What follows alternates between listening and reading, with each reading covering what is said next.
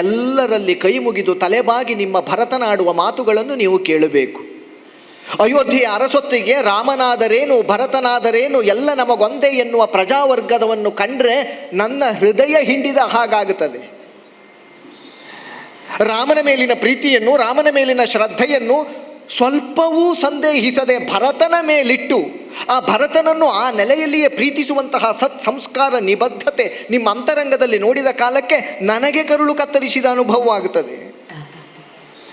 ಯಾವ ರಾಮಚಂದ್ರಮನಲ್ಲಿ ಯಾವುದನ್ನು ನೀವು ಕಂಡಿರೋ ಆ ರಾಮಚಂದ್ರಮನ ಭವ್ಯ ಬಾಹುಗಳಲ್ಲಿ ನಾವೆಲ್ಲ ಸಂರಕ್ಷಿತರು ಎಂಬ ಭಾವದಿಂದ ನೀವೆಲ್ಲ ರಾಮನನ್ನು ಅನುಸರಿಸಿದ್ರೋ ಅಂತಹ ಭಾರವನ್ನು ಹೊರುವ ಬೆಂಬಲ, ಆ ಬಲ ಈ ಬೆನ್ನುಗಳಿಗಿಲ್ಲ, ಈ ಹೆಗಲಿಗಿಲ್ಲ. ನಾ ರಾಮನ ತಮ್ಮನಾಗಿ ಹುಟ್ಟಿದವನೇ ಹೊರತು ರಾಮನಾಗುವುದಕ್ಕೆ ಹುಟ್ಟಿದವನಲ್ಲ. ನಿಮ್ಮೆಲ್ಲರಲ್ಲೊಂದು ಪ್ರಶ್ನೆ ಕೇಳ್ತೇನೆ, ಅಪಾರ್ಥ ತಿಳಿಯಕೂಡದು. ರಾಮನಾದರೇನು ಭರತನಾದರೇನು ಎನ್ನುವಂತಹ ಭಾವ ನಿಮ್ಮದ್ದು ಪ್ರಾಮಾಣಿಕವೇ ಹೌದಾಗಿದ್ದರೆ ಅಮ್ಮ ವರ ಕೇಳಿದಲ್ಲಿಗೆ ಸಿದ್ಧ ಅಲ್ವೋ ಅದು? ವನವಾಸಕ್ಕಾಗಿ ಹೊರಟು ನಿಂತ ರಾಮನನ್ನು ನೀವೆಲ್ಲ ಅನುಸರಿಸಿ ಹೊರಟ್ರಂತೆ ನಮಗೆ ಅಯೋಧ್ಯೆಯೇ ಬೇಡ ಅಂತ. ಅವ ನಿಮ್ಮನ್ನು ತಿಳಿಯದ ಹಾಗೆ ರಾತ್ರಿ ಕಾಲದಲ್ಲಿ ದಾಟಿ ಹೋದ ಮೇಲೆ ಅನಿವಾರ್ಯ ನೀವು ಹಿಂತಿರುಗಿ ಬಂದ್ರಿ. ಈಗ ನೀವು ಆಡ್ತೀರಿ ರಾಮನಾದರೇನು ಭರತನಾದರೇನು. ಹಾಗಾದರೆ ನಿಮ್ಮ ಅಂತರಂಗದಲ್ಲಿ ಮನೆ ಮಾಡಿದ ಮೂರ್ತಿ ಯಾವುದು ಎನ್ನುವುದನ್ನು ನಾನು ಅರ್ಥವಿಸಿಕೊಳ್ಳದೇ ಇದ್ದರೆ ನಾ ರಾಮನಿಗೆ ತಮ್ಮನಾದೇನೋ? ನಿಮಗೆ ಪ್ರಭು ಆಗುವುದು ಬಿಡಿ, ರಾಮನಿಗೆ ಮೊದಲು ತಮ್ಮನಾಗುವುದು ಬೇಡವೋ? ನಾನು ಅಯೋಧ್ಯೆಯ ಅರಸನಾಗಿ ಮೆರೆದಂತಹ ದಶರಥನಿಗೆ ಮೊದಲು ಮಗ ಆಗುವುದು ಬೇಡವೋ? ನಾ ರಾಜ ಆಗುವುದು ಆಮೇಲೆ.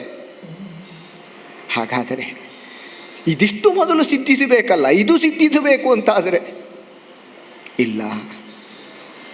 ನವರತ್ನ ಖಚಿತವಾದಂತಹ ಈ ರತ್ನ ಸಿಂಹಾಸನದಲ್ಲಿ ಕುಳಿತವ ಪ್ರಭು ಸಾಂಕೇತಿಕ ಮಾತ್ರ. ಸೂರ್ಯವಂಶದ ಇತಿಹಾಸ ಹಾಗೆ ನಡೆಯುವುದಿಲ್ಲ.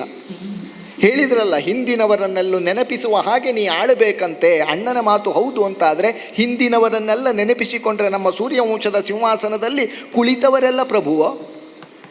ಆಹಾ, ಈ ಸಿಂಹಾಸನದಲ್ಲಿ ಕುಳಿತವರು ಪ್ರಭುಗಳಾಗಲಿಲ್ಲ. ಪ್ರಜೆಗಳ ಹೃದಯ ಸಿಂಹಾಸನದಲ್ಲಿ ಆರೋಹಣ ಮಾಡುವ ಯೋಗ್ಯತೆಯನ್ನು ಯಾವಾತ ಪಡೆದನೋ ಅವ ಪ್ರಭುವಾದ. ಅವ ಎಲ್ಲೂ ಇರಲಿ. ಹಾಗಾದರೆ ಸೂರ್ಯವಂಶದ ಇತಿಹಾಸ ಇದನ್ನು ಆಡುತ್ತದೆ ಅಂತಾದರೆ ವರ್ತಮಾನವನ್ನು ನಾ ಸೃಷ್ಟಿಸಬೇಕಾದ ಬಗೆ ಹೇಗೆ ರಾಮನ ತಮ್ಮನಾಗಿ? ಆದ್ದರಿಂದ ಕೈ ಮುಗಿದು ನಿಮ್ಮಲ್ಲಿ ನಾನು ಕೇಳುತ್ತೇನೆ, ಇಲ್ಲ, ರಾಮನನ್ನು ಅನುಸರಿಸುವ ರಾಮಾನುಜನಾಗಿ ಸೇವಕನಾಗಿರುವುದಕ್ಕೆ ಮಾತ್ರ ಸಿದ್ಧನಾದವನು ಭರತನೇ ಹೊರತು ಸಾರ್ವಭೌಮನಾಗುವ ಕನಸನ್ನೂ ಭರತ ಕಂಡವನಲ್ಲ. ರಾಮ ಸೇವಕನಾಗುವುದಕ್ಕೆ ಬೇಕಾಗಿ ರಾಮನನ್ನು ಮತ್ತೆ ಸಾರ್ವಭೌಮನನ್ನಾಗಿಸ್ತೇನೆ ಎನ್ನುವ ಮಾತನ್ನು ಕೌಸಲ್ಯ ಎದುರಿನಲ್ಲಿ ಆಡಿದ ಭರತನ ಮಾತನ್ನು ನೀವು ಗೌರವಿಸ್ತೀರಿ ಅಂತಾದರೆ ಆ ರಾಮನನ್ನು ಕರೆತರುವುದಕ್ಕೆ ಸಿದ್ಧನಾಗಿ ನಿಂತ ಭರತನಿಗೆ ನೀವೆಲ್ಲ ಒಪ್ಪಿಗೆ ಕೊಡಬೇಕು. ಯಾವ ಸುವಸ್ತುಗಳು ಪಟ್ಟಾಭಿಷೇಕಕ್ಕಾಗಿ ಸನ್ನದ್ಧಗೊಂಡಿದೆಯೋ ಆ ಸುವಸ್ತುಗಳನ್ನೆಲ್ಲ ಇರಿಸಿ ಅದಕ್ಕೆ ಪ್ರದಕ್ಷಿಣೆ ಬಂದು ಗರ್ಭಗುಡಿಯಲ್ಲಿ ಪ್ರತಿಷ್ಠಾಪಿಸಲ್ಪಡುವ ದೇವರು ಬೇರೆಯಲ್ಲ, ಸಿಂಹಾಸನದಲ್ಲಿ ಪ್ರತಿಷ್ಠಾಪಿಸಲ್ಪಡುವ ಪ್ರಭು ಬೇರೆಯಲ್ಲ ಎಂಬ ಭಾವ ಇದ್ದರೆ ಗರ್ಭಗುಡಿಯಲ್ಲಿ ನಿಂತು ನಾವು ಆ ಭಗವಂತನಲ್ಲಿ ಪ್ರಾರ್ಥಿಸ್ತೇವೆ, ನನಗದು ಬೇಕು, ಇದು ಬೇಕು, ರಕ್ಷಿಸು, ಶಿಕ್ಷಿಸು, ಇದನ್ನೆಲ್ಲ ರಾಜನ ಮುಂದೂ ಆಡುತ್ತೇವೆ. ಕಾರಣ ಏನು? ಅಲ್ಲಿ ಅವಿನಾಭಾವ ಸಂಬಂಧ ಹೌದು ಅಂತಾದರೆ ಆ ಸ್ಥಾನದಲ್ಲಿ ಭರತನಲ್ಲ, ರಾಮ ಮಾತ್ರ. ಹಾಗಾದರೆ ಆ ದೈವಕ್ಕೆ ಅಭಿಷೇಕಕ್ಕೆ ಸಿದ್ಧವಾದ ವಸ್ತುಗಳು ಈ ಸೇವಕನಿಗಲ್ಲ. ಈ ಸೇವಕ ಅದಕ್ಕೆ ಪ್ರದಕ್ಷಿಣೆ ಮಾಡಿ ನಮಸ್ಕಾರ ಮಾಡುವುದಕ್ಕೆ ಮಾತ್ರ ಸಾಧ್ಯ. ಆದ್ದರಿಂದಲೇ ಪ್ರದಕ್ಷಿಣೆ ಬಂದೆ, ನಮಸ್ಕಾರ ಮಾಡಿದೆ. ಯಾವ ಸುವಸ್ತುಗಳು ಪಟ್ಟಾಭಿಷೇಕಕ್ಕಾಗಿ ಸಿದ್ಧವಾಗಿದ್ದಾವೆಯೋ ಅದೇ ಸುವಸ್ತುಗಳಿಂದ ರಾಮಚಂದ್ರಮನನ್ನು, ಈಗಾಗಲೇ ನಿಮ್ಮ ಹೃದಯ ಸಿಂಹಾಸನದಲ್ಲಿ ಸುಪ್ರತಿಷ್ಠಿತನಾದಂತಹ ರಾಜನನ್ನು ಈ ಪ್ರತ್ಯಕ್ಷವಾದ ಸಿಂಹಾಸನದಲ್ಲಿ ಕುಳ್ಳಿರಿಸಿ ಆ ವೈಭವದ ಕ್ಷಣಗಳಿಗೆ ನಿಮ್ಮನ್ನೆಲ್ಲ ಸಾಕ್ಷಿಯಾಗಿಸುವ ಪ್ರತಿಜ್ಞೆ ಮಾಡುತ್ತಾನೆ ಭರತ.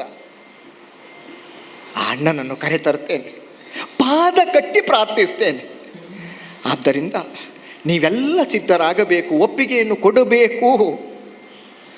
ವಾಕ್ಯಕ್ಕೆ ಪೂರ್ಣ ವಿರಾಮ ಬೀಳುವುದರ ಒಳಗೆ ನಾನೂ ಬರುತ್ತೇನೆ ಅಂತ ಗುರುಗಳು ಸಿದ್ಧರಾಗುತ್ತಾರೆ. ಈ ಕ್ಷಣದವರೆಗೆ ರಾಮನಾದರೇನು ಭರತನಾದರೇನು ಅಂತ ಹೇಳಿದ ಪ್ರಜೆಗಳೆಲ್ಲ ನನಗಿಂತ ಮೊದಲು ಸಿದ್ಧರಾಗುತ್ತಾರೆ. ರಾಮನನ್ನು ಕರೆತರ್ತೀಯೋ ನಾವು ಬರ್ತೇವೆ. ಯಾಕೆ ಅಡಗಿಸ್ತೀರಿ ನೀವು?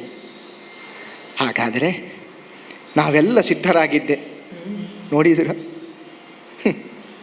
ಆ ಇಬ್ಬರು ತಾಯಂದಿರು ಸಿದ್ಧರಾಗಿ ನಿಲ್ಲುವುದು ಆಶ್ಚರ್ಯ ಅಲ್ಲ. ಇವಳು ಸಿದ್ಧಳಲ್ಲ, ನಾನು